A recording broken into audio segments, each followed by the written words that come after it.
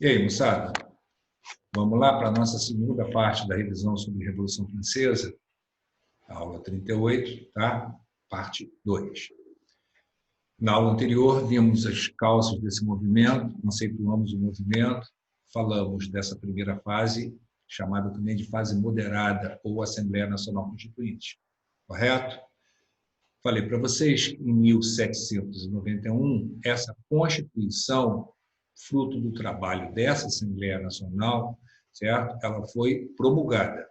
Seria legal que vocês lembrassem dos grupos políticos burgueses. Tá? Essa Constituição era chamada também de Constituição Girondina. Lembrando que nesses estados gerais tinha uma localização que acaba dando nomenclaturas a grupos políticos, inclusive na atualidade.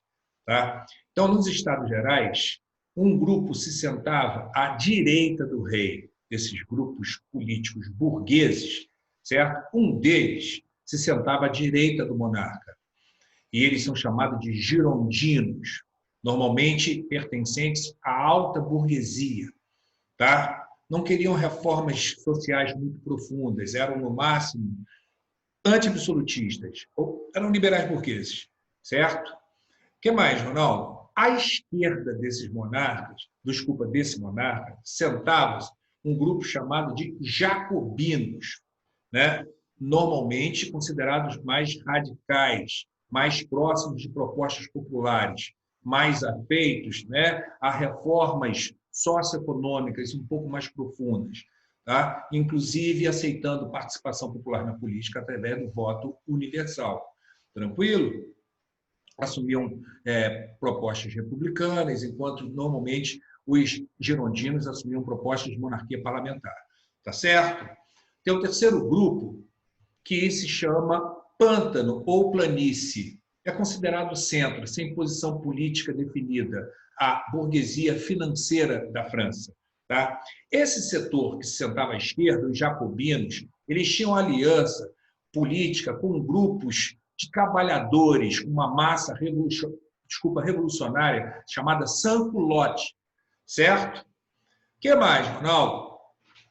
Lembrando, sans-culotte não faz parte de um grupo burguês. Ele tem uma aliança política com um desses setores burgueses, no caso, com os jacobinos. Tranquilo? Esse grupo sans-culotte é basicamente formado por camadas populares. Tranquilo, galera?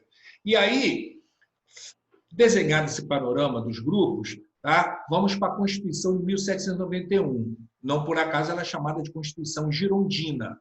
Ela estabelece uma monarquia constitucional, parlamentar, portanto, limitando o poder do rei. Ela consagra a propriedade privada, ela garante a igualdade.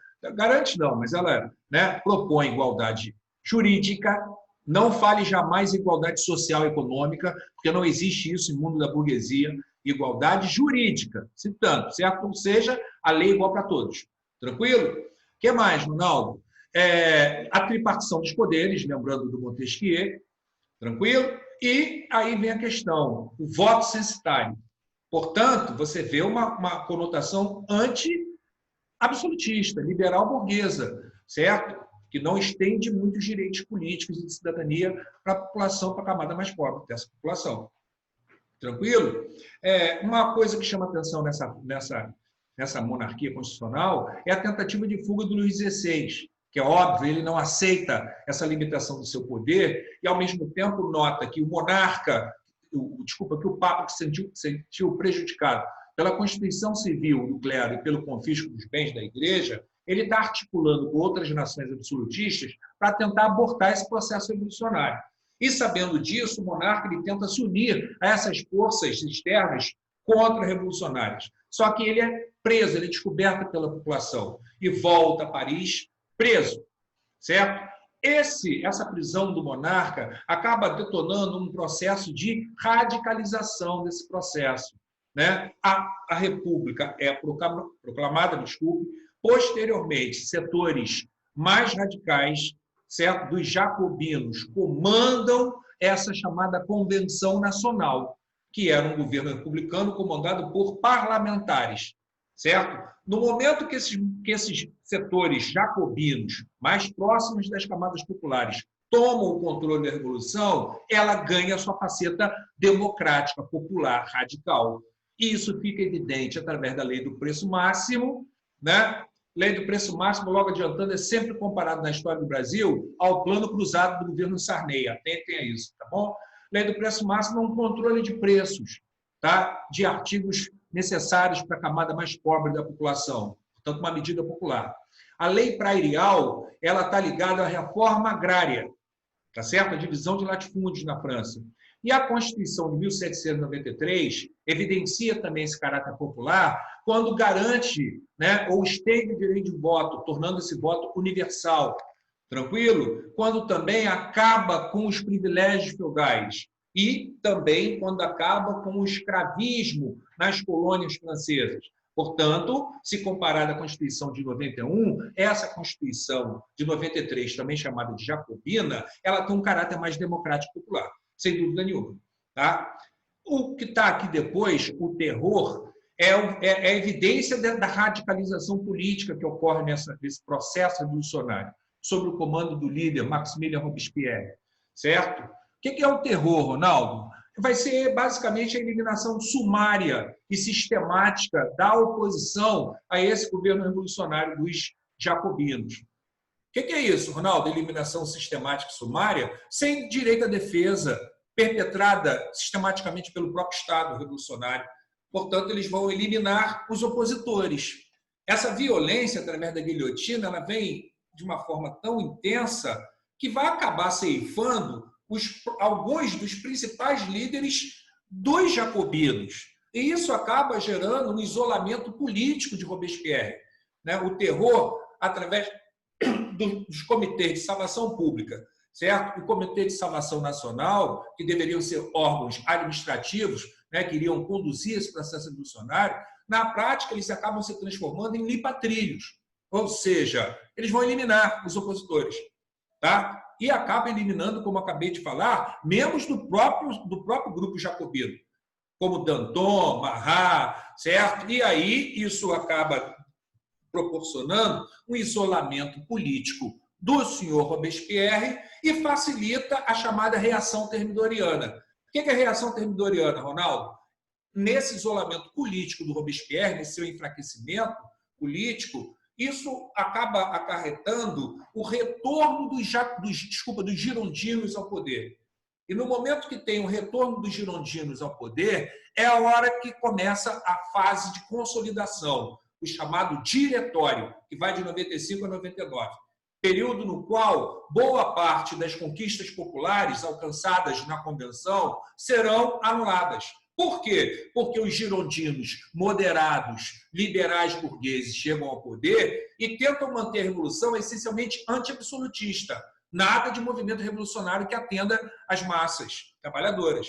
Certo? Dentro desse contexto, é legal que você lembre da Conjuração dos Iguais, movimento liderado por um indivíduo chamado Glauco Babeuf.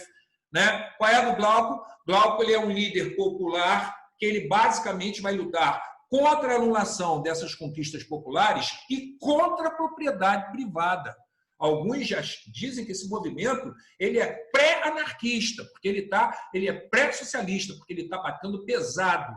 Está dizendo que a propriedade privada é uma coisa equivocada, é um erro a ser consertado. Certo? Obviamente que esse movimento foi triturado pelo governo burguês, óbvio, certo? E essa consolidação dessa revolução, do jeito que ela começou, ou seja, liberal burguesa e anti-absolutista, se dará através do golpe do 18 de Brumário. O que significa isso, Ronaldo? Esse diretório, do qual fazia parte um líder militar chamado Napoleão Bonaparte, ele, com o apoio da burguesia moderada, ele vai dissolver esse diretório e ele toma o poder para si, se transformando em cônsul da França. Certo? Frisando, com o apoio da burguesia. Por quê? Porque Napoleão vai prestar serviços valorosos à burguesia. Politicamente, ele vai acabar com com a radicalização do processo. A revolução será consolidada através da diminuição desse radicalismo popular. A burguesia vai falar para Napoleão: bota o povo de volta para casa, porque a gente quer o povo nas fábricas ou em casa. Se rebelar, aí você manda ele para o cemitério ou para a prisão.